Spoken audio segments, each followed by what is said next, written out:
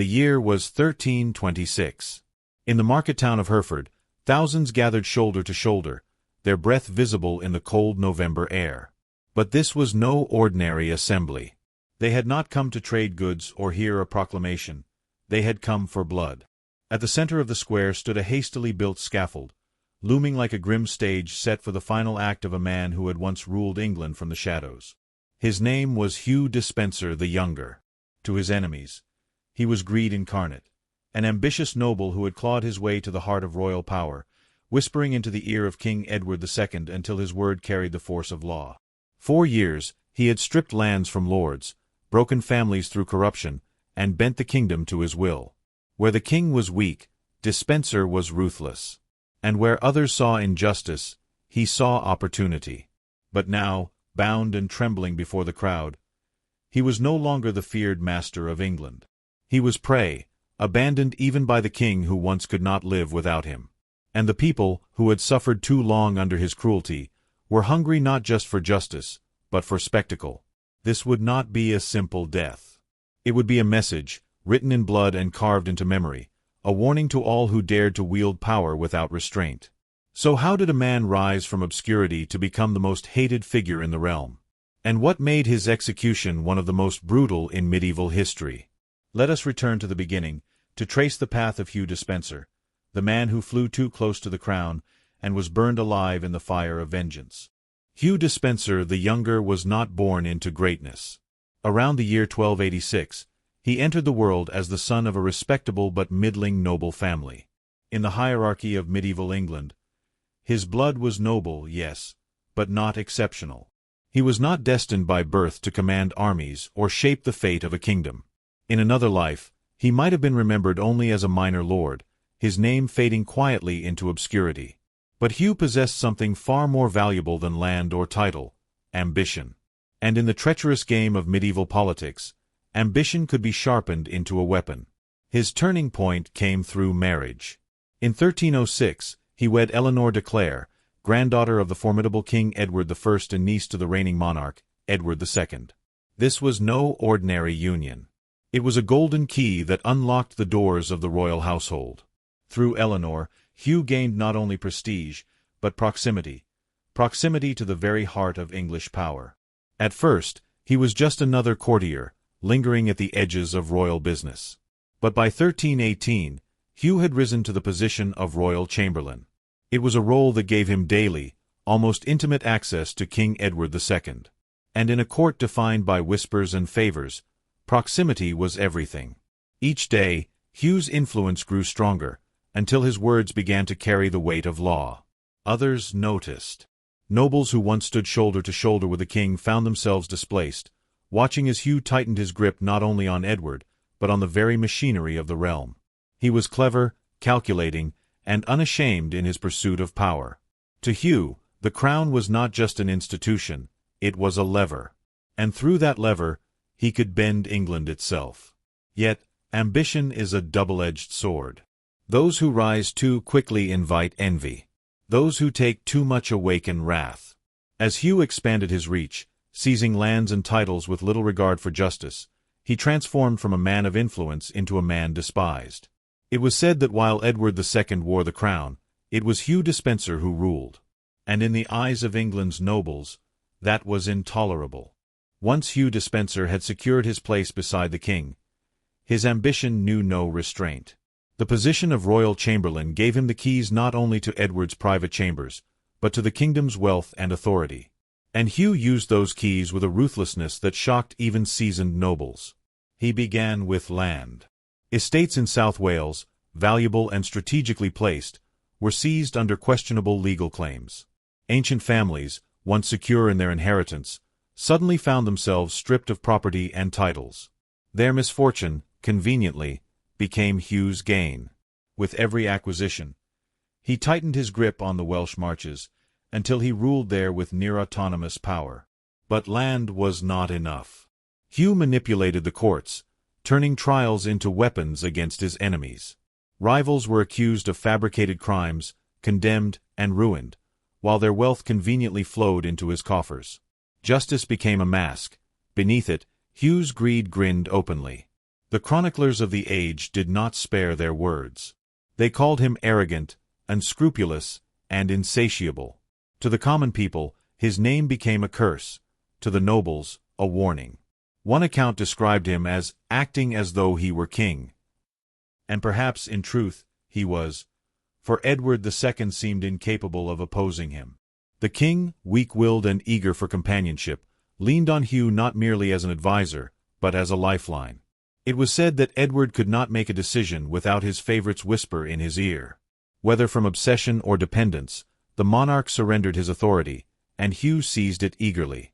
But power built on exploitation is fragile. Each estate stolen, each trial corrupted, each life destroyed added another enemy to Hugh's growing list. In an age when loyalty was currency, Hugh spent it recklessly, bankrupting the goodwill of the realm. The resentment was no longer hidden. It simmered openly in the halls of Parliament and in the whispers of the barons. By 1321, the kingdom groaned under his influence. A coalition of powerful lords rose in protest, demanding that both Hugh and his father be exiled. For a brief moment, it seemed the spell was broken. The Despensers were cast out, the court rid of its shadow master. But exile would not last. And when Hugh returned, he came back not weakened, but more dangerous than ever, no longer just the king's favorite, but the instrument of his vengeance. England was about to learn that ambition, when left unchecked, does not fade quietly.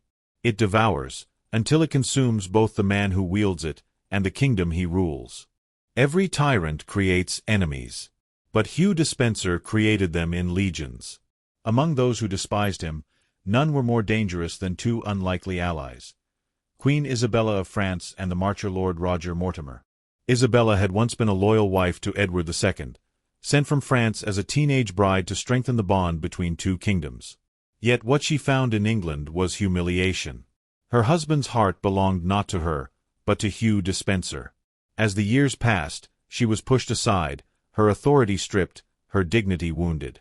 Despenser's contempt for her was no secret. He cut her household, denied her revenues, and treated the Queen of England as though she were an inconvenience. Roger Mortimer's hatred was forged in chains. Once a powerful lord of the Welsh marches, he had fallen into Hugh's grasp. Imprisoned in the Tower of London, stripped of honor and power, Mortimer escaped only by daring ingenuity, fleeing across the Channel to France. There, in exile, his path crossed with Isabella's. The Queen and the fugitive made a pact. For Isabella, Despenser represented every insult she had suffered. For Mortimer, he was the enemy who had nearly destroyed him. Together, they became the embodiment of vengeance. What began as shared hatred soon deepened into alliance, and perhaps into love. In 1325, Isabella was sent to France under the guise of diplomacy. But behind the formalities, she was weaving a rebellion. From the French court she called on exiled English lords, gathering support from men who had lost everything to Despenser's greed. By the summer of 1326, her preparations were complete. That September, Isabella and Mortimer landed in England with a modest force. They did not need a great army, for the kingdom itself had grown weary of Hugh's tyranny. As they marched, doors opened willingly. Nobles who had once trembled under Despenser now welcomed his enemies. Clergy, townsmen, even common villagers rose to support the Queen. For Hugh Despenser, the tide had turned. What he had built through fear began to collapse with astonishing speed. The whisper that had once ruled England was about to be silenced by the roar of a nation rising against him. When Isabella and Mortimer's ships touched English soil, it was as if the nation itself exhaled in relief. Their army was small, but they carried with them something far more powerful than numbers: the righteous anger of a kingdom that had suffered too long under Hugh Despenser's hand. From the moment they landed, the rebellion spread like wildfire. Towns that should have resisted instead opened their gates. Nobles who once bent to Edward and Hugh now bent to the Queen. Even the clergy, weary of corruption, raised their voices in support. What Hugh had feared most was now undeniable. He and the king stood alone. Edward II, desperate to salvage his crown, clung to his favorite. Together, he and Hugh fled westward, riding hard toward the safety of loyal lands in Wales. But there were no loyal lands left. Their allies had melted away. Their soldiers deserted. The power Hugh had built through intimidation crumbled the moment fear gave way to rebellion. By November 1326, their flight had become a hunt. Near the town of Lantricent, the king and his chamberlain were cornered. Surrounded and outnumbered, they had no choice but surrender. For Edward, capture meant humiliation. For Hugh, it meant something far worse.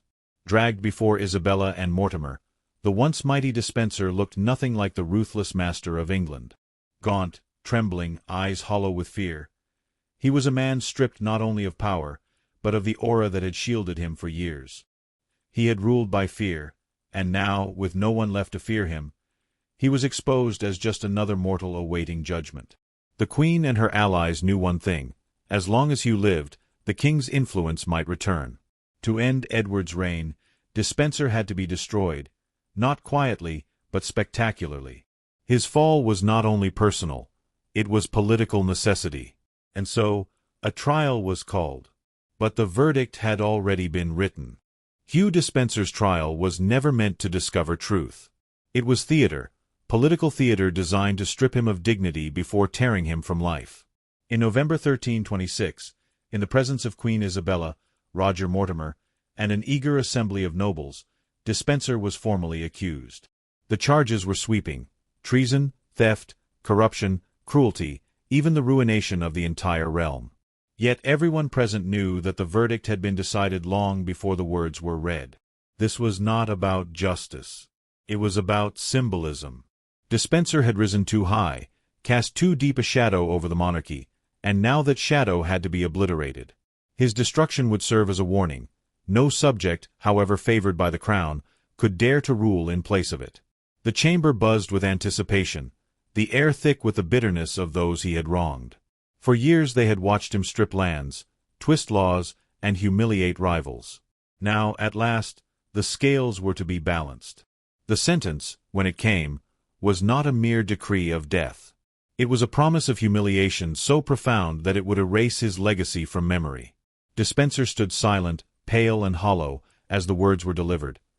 He was to be executed by the most brutal method reserved for traitors: hanging, drawing, and quartering. He would not be allowed the mercy of a swift end. Instead, his punishment would unfold in stages, each step a deliberate act of degradation, each cut meant to remind the world of the price of unrestrained ambition.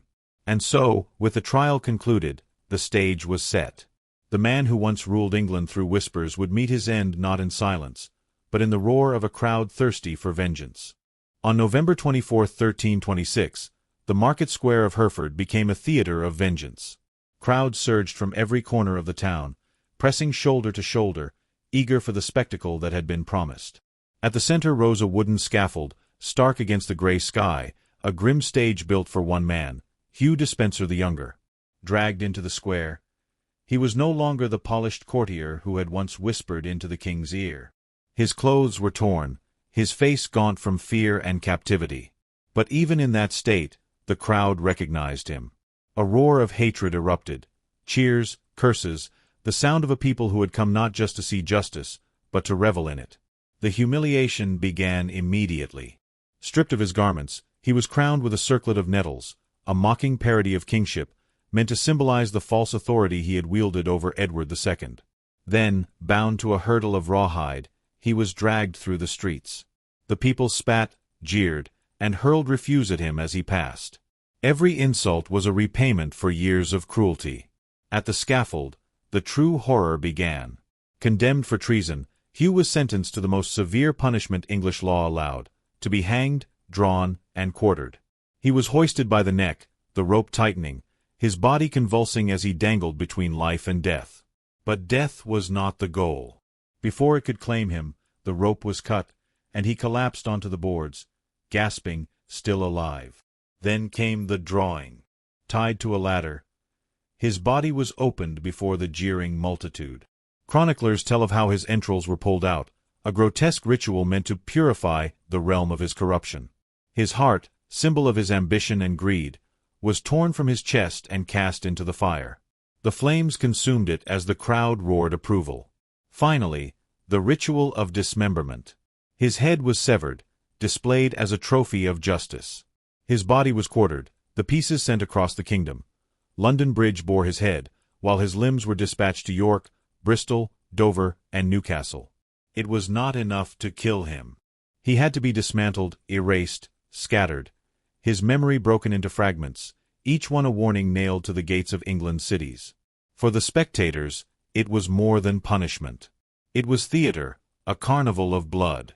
Every step of Hugh's execution was designed not only to destroy the man but to burn a lesson into the minds of all who watched. No favorite, no chamberlain, no courtier could rise above the crown itself. And as the smoke of his burning heart drifted into the November sky, the message was clear. Hugh Despenser had ruled through fear and manipulation, but fear dies quickly when the spell is broken. In its place comes rage. And rage, once unleashed, demands not a quiet death, but a spectacle that would echo across generations. With Hugh Despenser's execution, the balance of power in England shifted overnight. The man who had once ruled from behind the throne was gone, and with him, the illusion of Edward II's authority. The king, captured and helpless, could only watch the fate of his closest companion. Within a year, he would be forced to abdicate, stripped of the crown he had so carelessly surrendered to another's ambition.